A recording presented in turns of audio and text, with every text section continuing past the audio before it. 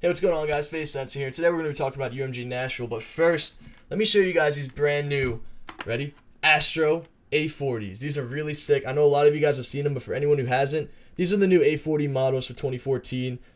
Shout out to Astro Gaming. They really hooked us up. They gave us these headsets for free, and they're not cheap, guys. So I remember when I was a kid, I was 16. I got my first Astro A40s back in MW2 for Christmas, and now it's an honor, and I'm privileged, and I'm really humbled to be getting it for free from the company themselves. That's awesome. I never thought I'd be able to get this far, and I just want to keep going. But I got that for free, so shout out to them. I'm also doing a giveaway. They gave me Astro A38s as well. I'll put the link to the tweet for you to retweet in the description below if you want to enter. All you need to do is retweet, and I pick one random person to win the Astro A38. So let's get right into it, guys. UMG Nashville, we won it. We got first. We made a hell of a run. Really proud of the team. We won FaZe's first championship ever. That's a pretty big deal.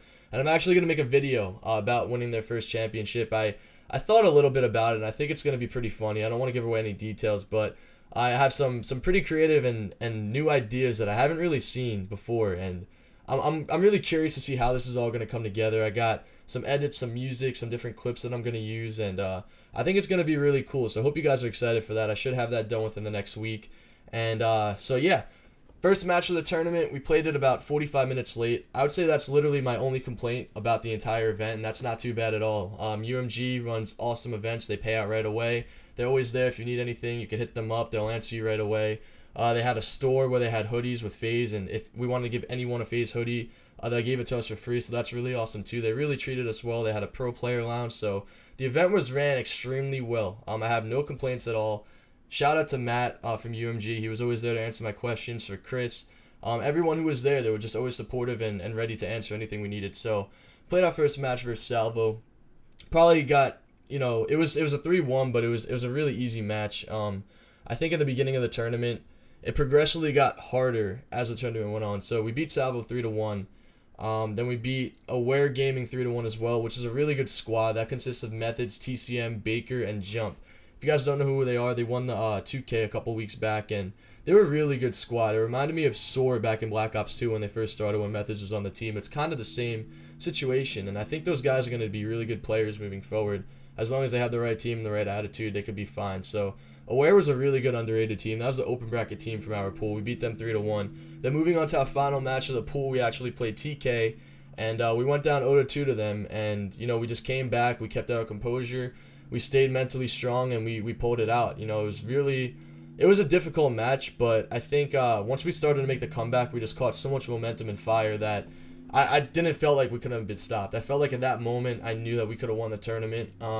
We felt adversity for the first time in that tournament, and we really just turned it up to a whole new level I didn't even know we had. And shout out to Parasite and Apathy. They played out of their minds during that series. They were phenomenal, especially Parasite in that last S&D, and in the Blitz too. I think he was dropping like 22 and 6 at the half, and the things he was doing was just insane. He was playing out of his mind. Apathy played extremely well. I did what I needed to do for the team, and Karma, he didn't play like Karma until the last day, which I'm gonna get into. So we beat them.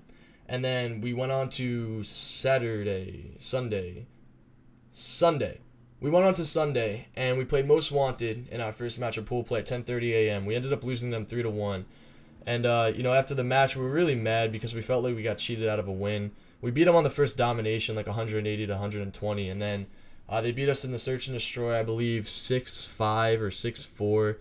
6-5. They were up 5-1, and then we came back to make it 5-5, and they beat us 6-5. Classic went 0-11, so we felt like, they had one player who didn't do anything for their team, and we felt like we were doing the right things. It's just we were getting really unlucky. And then we went into the Blitz. We had the lead in the entire Blitz, and we lost it by one flag by a sneak, and then we lost the domination by 2 points. We had a 3-cap on them, and they ended up 3-capping us back, and the spawns were just hectic on the Sovereign, and they ended up beating us by 2, so it was really close. It was really intense. Shout out and props to them, but we felt like if we were going to play them again, we would definitely give them a better showing, and we ended up playing Envy after that in the losers bracket. We were top 8 at that point, or top 6, and we played Envy for top 4. We lost the first map, Domination Freight. They played extremely well. They do a really good job of holding the 2-cap once they get it on Freight. They always send, everyone to one side of the map, and once they lose that side of the map, they have one guy flanked to shoot them all in the back, and they just regain it. So that's what Envy did on that map, and they did a really good job, but after that, we play them on S&D Freight, yeah. and we beat them 6-5. We almost choked. We were up like 4-1 or 4-0 or 5-1 or something crazy like that. And you know, we almost choked, dude. They brought it back to 5-5, and we ended up beating them 6-5, and we closed it out. Happy they actually got an ace in the last round to shut it down for us. So, like I said, he's been playing phenomenal the entire tournament. And then we played him on Warhawk Blitz. Don't remember who did extremely well, but we beat him on that map. And then after that, it was Domination Sovereign, and we were just destroying. Like, everyone was playing out of their minds on Sovereign Dom. And we were up by like 40 or something at the half. And then Envy actually did the same thing to us on the second side. And they brought it back to about 10 points, and they had a 2-cap. But we ended up getting map control and pushing them out, and Karma closed it out with like a 10-kill streak. And after that, it was GG. We beat Envy 3-1. Moving on, we played Rise. We beat them 3-0. It was pretty easy. The domination was actually pretty close. We beat them by 2 points, I believe. Then we beat them on Search and Destroy, I think 6-4. And then the Blitz, they actually tied against us twice. We had the lead on both Blitzes. They ended up tying it. And then on the third one, we beat them by like 4 or 5 caps on Warhawk Blitz. So we beat them 3-0. But looking back, it was actually a pretty close series. It felt pretty easy, even though it was close, but it was really close. Moving forward, we played Most Wanted again. We 3-0'd them. That was pretty easy. We just had so much fire and momentum at that point, and we had a lot of anger towards the team. When I'm competing at a tournament, I know it's right to give respect to the other team because they are pro players and everyone's a great player, everyone's a good team. But I feel like if I give them the respect that they deserve, and I'm thinking that way in my head as I'm playing against them, that it hinders the way I play, and I feel like I play my best, and the best comes out of me when I kind of water down the other team in my head and tell myself that the other team isn't good and they suck, and, you know, we're better than them. And that's what I thought when I was playing Most Wanted for the second time. I felt like we lost the series, but we shouldn't have lost it, and the reason we went to the losers bracket was because of them, so I felt like we had something to prove playing them again, and we just came out on fire. Everyone was clicking. We beat them 3-0. I think the Search, was the Search even close? I don't know.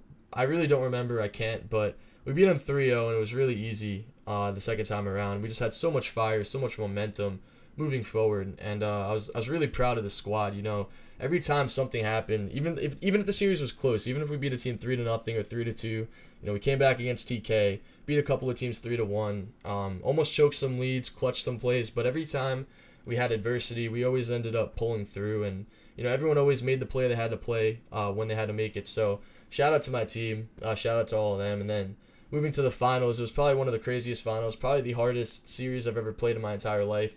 I'm really proud of the way that the team played in that series as well. We had a lot of resiliency, we had a lot to show, and you know, we started the series, we're down 0-1. We ended up winning the next 2 maps, brought it to a game 5, went 5-5 S&D. Apathy ended up clutching a 1v3 in the game. We also choked a 1v3 as well. So both teams were playing really well. Both teams were clutching. Both teams were choking.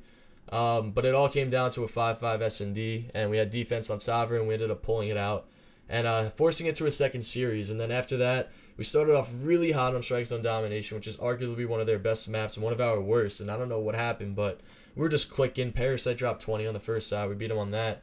They beat us on the Search and Destroy. They destroyed us on the Warhawk Blitz. It's probably like the worst map we had at the entire event was that Warhawk Blitz versus Deny on the finals. But in the games 4 and 5, the Octane Domination, it was relatively close towards the end, and then I made a couple of big plays in their base at A to solidify a 3-cap and to basically force it to a game 5. And then Warhawk S&D was the last map of the tournament. The very last map, it couldn't have went any further than that. And, you know, it came down to one S&D, and whoever was going to win it was going to win the tournament. And I knew Denial's best S&D was Warhawk, but fortunately for my team, I watch every single team, like, a lot. Like, I pretty much watch every single team at least an hour a day. I always turn on someone's stream with their scrimming, and I watch what they do.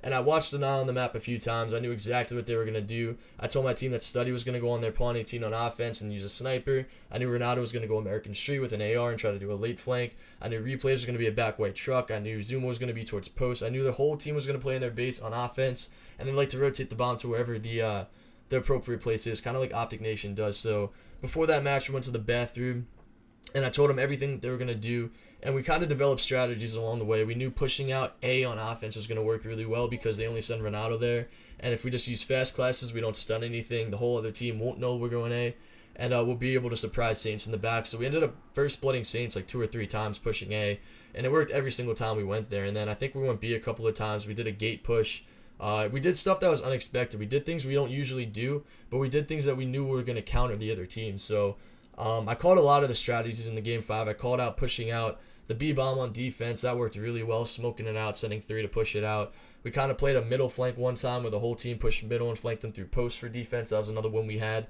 And we just bait and switched. We clutched up. We, did everything we had to do. We all listened to each other. Everyone executed, and we ended up winning the search 6-2 to take the event. So I just went into a really long, descriptive, detailed summary of how we played at the event and what happened. But I just felt like you guys should understand the perspective that comes from my head and from my team when we play at these events. And the entire vibe and the morale of the team throughout the event was just don't give up, don't quit. No matter what happens, if someone's playing bad, if things aren't going our way, if someone's not going to make the right play, if we're just going to lose, if we're going to get outplayed, don't quit, let it go. It's all in the past. Just move forward. I just kept saying the entire event, what's the next map? Next map, we're going to do this, this, this. I was just planning everything out for the team. I was making sure everyone knew what they were doing. Apathy played out of his mind, like I said. Karma really stepped it up on Sunday. He wasn't playing too hot in the first 2 days, but after we lost the most wanted and we went to the losers bracket, Karma played on another level. So props to him. He's showing why he's one of the best. And then Parasite was consistent the whole event as well. He had to clutch every search and destroy. He always clutched. He always played well. He closed out a lot of games for us too. So overall, just everyone played well. It was a lot different from online.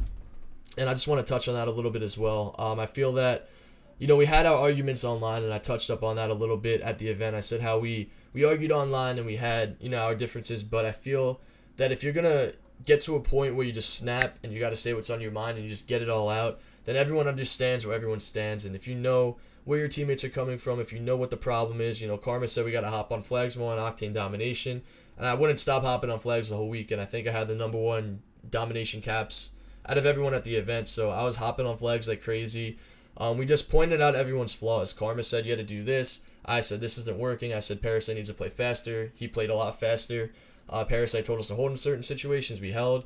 Apathy would make calls, and we just listened to him. So every time somebody felt there was a problem on the team, we would just let everyone know about it. And maybe it wasn't the best way of going about it. Maybe we didn't talk about it in a mature, professional way. But at the end of the day, we got our point across to each other, and it made us click and play on the same page. And I think that's a big reason why we ended up winning the event, and we ended up playing really well. So moving forward, we got another week and a half until the playoffs in Columbus, Ohio. There's an 8-team invitational there. Best teams in the game. It's going to be really hard. It's going to be hard to two-peat. I don't think anyone's two-peated on this game except for Complexity. Meow. But we're going to try to do it. I'm going to do everything in my power to make sure that everyone's playing the best they can. I want everyone to feel encouraged, happy, have fun, and feel the fire, because I think you need fire when you play at events, and I think that's what separates other players and teams. It's about who wants it the most and who wants to win, and I want to win more than ever. We just won. It didn't change my drive. I still want to do it. I want to win as many events as possible. I want to build a legacy like EG did. So hopefully we can do that with this team, and hopefully we can bring home another championship for FaZe. So I hope you guys enjoyed this long, really descriptive vlog. Let me know what you guys thought in the comments below. Let me know what you guys thought of the event. Give me your predictions for the next event. And just thanks for all the support, guys. I really appreciate it a lot. And that's all I got to really say today. So thanks for watching the video, guys. Give it a thumbs up. This has been your boy FaZe Censor, and I'm out. Peace.